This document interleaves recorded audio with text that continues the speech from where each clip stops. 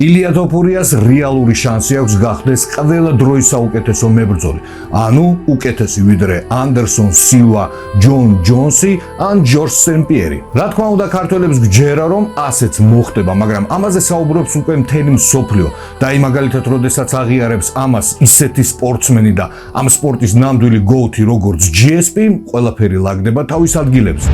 ვაღიარებ, თუ ილიამ ასე გააგრძელა, ის გახდება ყველა დროის საუკეთესო უკონკურენტო მებრძოლი.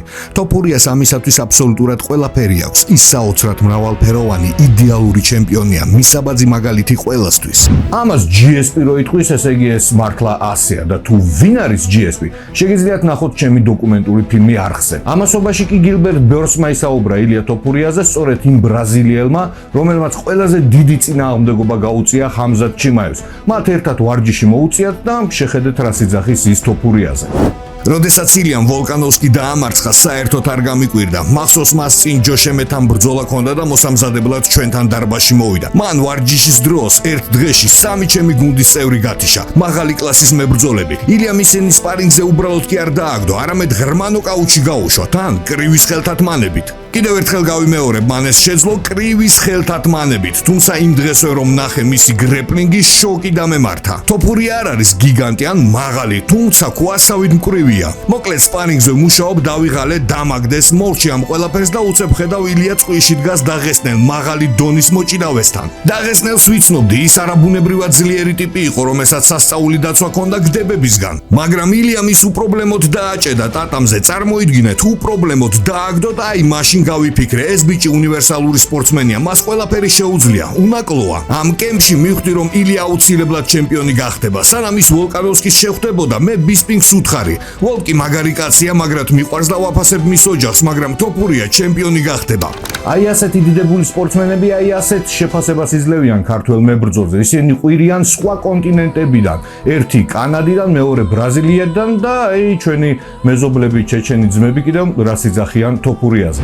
შენი აზრით, UFC-ში არიან მებრძოლები, რომლებიც ხელოვნურად გაბერეს? სინამდვილეში კი არ არიან ისეთი ძლიერები, როგორებათაც მათ ორგანიზაცია წარმოაჩენს. კი, რა თქმა უნდა არიან. ვინ?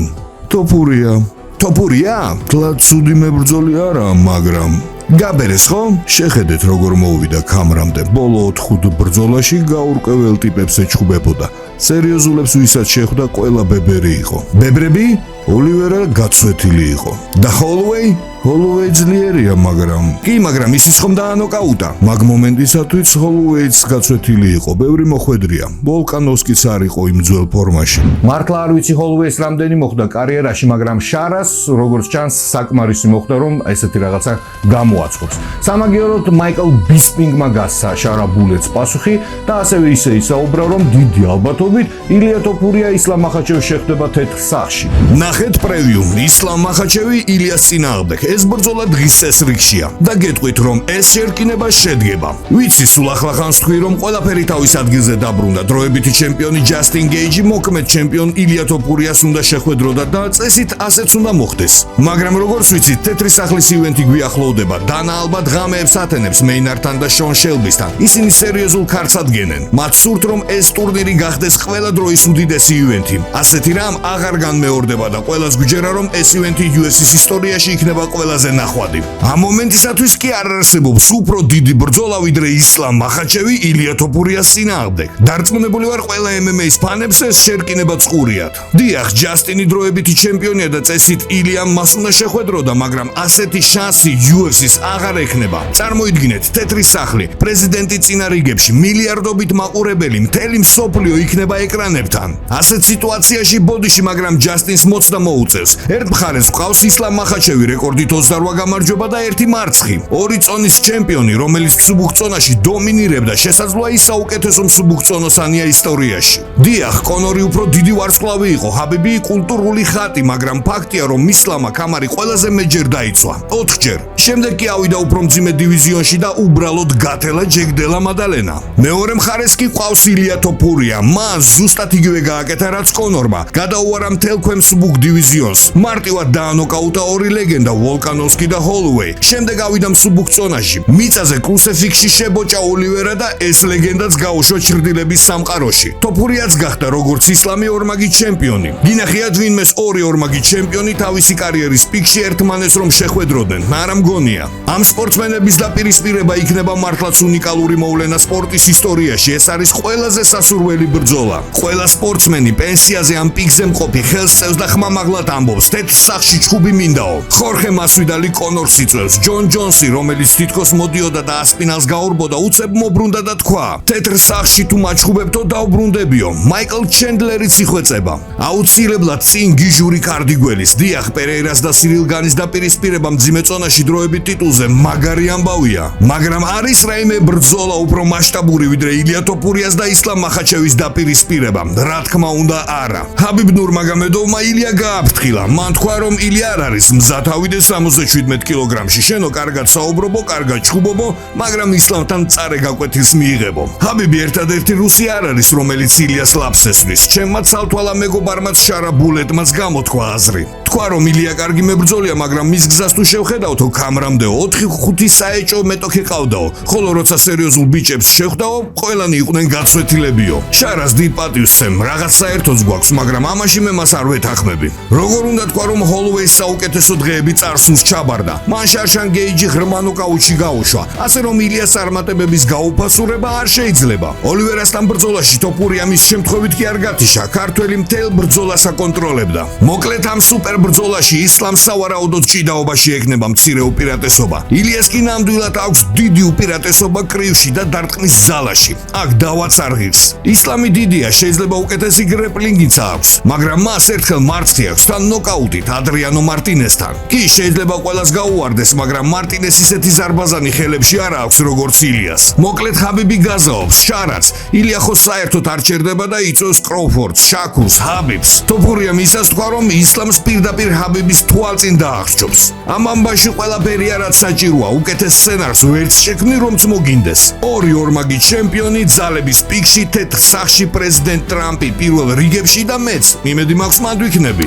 აბსოლუტურად ყველაფერში ვეთანხმები ბისპინგს. ამაზე მასშტაბური ღონისძიება UFC-ს ნამდვილად არც კი დაესიზმრებოდა და დარწმუნებული ვარ დანა ვაითი და პრომოუშენი ამ საკითხებზე მუშაობენ და ყველაფერს გააკეთებენ რომ ეს ბრძოლა შედგეს.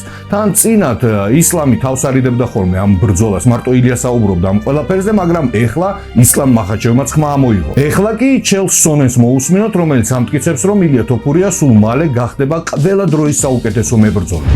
ჯორჯ სენ-პიერმა იწინასწარ მეტყველა რომ ილია თოფურია კარიერას დაასრულებს UFC-ს ისტორიაში ყველა დროის საუკეთესო მებრძოლის სტატუსით. ეს სერიოზული აღიარებაა. თან არ დაგავიწყდეთ, ამას ამბობს ადამიანი, რომელიც თავად არის ნამდვილი გოუთი.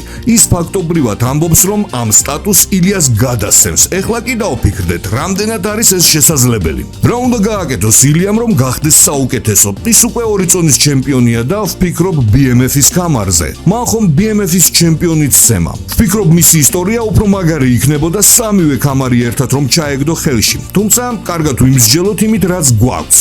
რა არის საჭირო გოუთობისთვის? მოდით 155 პუნქტს შევხედოთ. დაუშვათ ილიამ სრულიად დაასუფთა 145 პუნქტის დივიზიონი. ნუ ვოლკანოვსკისთან რევანშზე შეგვიძლია მხოლოდ ვიოცნებოთ, თუმცა როგორც ფანებმა უნდა ვაღიაროთ, ეს რევანში არასდროს შედგება. თან თვითონ ვოლკანოვსკისაც არასდროს მოუთხოვია. გამოდის ილია 145-ში საინტერესო აღარაფერი დარჩა. მაგარი იქნებოდა ვოლკანოვსკის ილია გამოეწვია 155-ში, როგორც ეს მან ისლამთან გააკეთა. კარგით, ძალიან გადაუხვიეთ ემას. ვისაუბრობთ ვოლკის დომინაციაზე 145-ში და იმაზე რომ ილიამ ის დაამარცხა. თუმცა ბიჭებმა სრული ერთი რაუნდი გაიარეს და იმ რაუნდში ვოლკი შედარებით უკეთესი იყო. ხალხს გონია რომ ილიამ უბრალოდ მომენტი დაიჭირა, რადგან ვოლკანოვსკი ისლამთან მარცხის მერე მოდიოდა. კი, მაგრამ ილიასთან მარცხის მერე ვოლკანოვსკის ერთხელაც არ უხსენებია რევანში. ეს მნიშვნელოვანია. აი ერთი კვირის წინ ტელევიზიით ამბობდნენ რომ ვოლკი თავის დივიზიონში ყველა დროის საუკეთესო მებრძოლიაო. მე იგივეს ვიძახდი ჩემს არხზე. მაგრამ მაქვს კი ამის თქმის უფლება, როდესაც ილიამ ვოლკი 8 წუთში გაასვენა.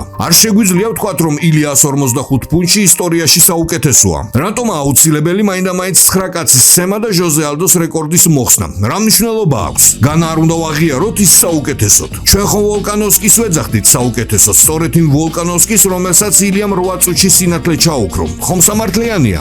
გადავიდეთ 155 ფუნტზე. რა უნდა გააკეთოს ილიამ, რომ გახდეს საუკეთესო მსუბუქწონოსანი? ახლა ეს სტატუსი ვფიქრობ ჰაბიბს ეკუთვნის, თუმცა ძველი თაობის ფანები BJ Penn-ს ასახელებენ. რა გააკეთა ჰაბიბმა ისეთი, რაც ილიამ უნდა გაიმეოროს? ფიქრობ საქმე მხოლოდ ტიტულის დაცვაში არაა, საქმე იმაშია თუ როგორ იგებ, რამდენად დომინანტური ხარ. და იმ თავარი კითხვა, შეიძლება ილია იყოს GOAT-ი თუ ის ერთ ეპოქაში ასპარეზობს ისლამთან, მაგრამ ოქტაგონზე არასდროს შეხვედრია. მოკლედ ილიას ერთი ბრძოლა ჰქონდა 70 კილოგრამში და მოიპოვა მეორე ქამარი. ისლამაც იგივე გააკეთა 77-ში, მაგრამ ისლამს ერთი მარცხი აქვს. რა უყოთ ამას? ეს მარცხი მინუსია თუ თავი მოვიკატუნოთ, თითქოს ეს მის სიდიადეზე არ მოქმედებს და უბრალოდ ერთი დარტყმა გაეპარა.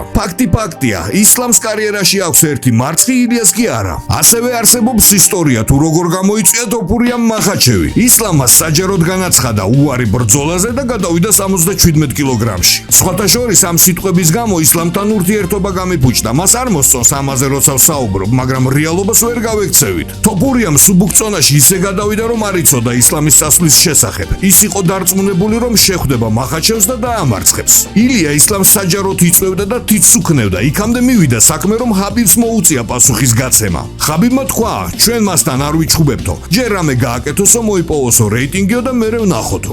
რეალობა კი ასეთია, ერთი ბიჭი მეორეს იწვევს და იძახის გცემო, მეორემ კი თქვა, შენთან არ ვიჩხუბებო. მეტი რა უნდა გააკეთოს ტოპურიამ? კი, ილია GOAT-ი გახდება თუ თავის გზაზე დაამარცხა გეიჯი, ცარუკიანი, პიმბლეტი და ასე შემდეგ, მაგრამ ეს საქმე გაიწელება. ამიტომ არსებობს ალტერნატიული მოკლე და ეფექტური გზა დიდებისკენ. 77 კილოგრამში ასვლა, ისლამის დამარცხება და საკითხი დახურულია.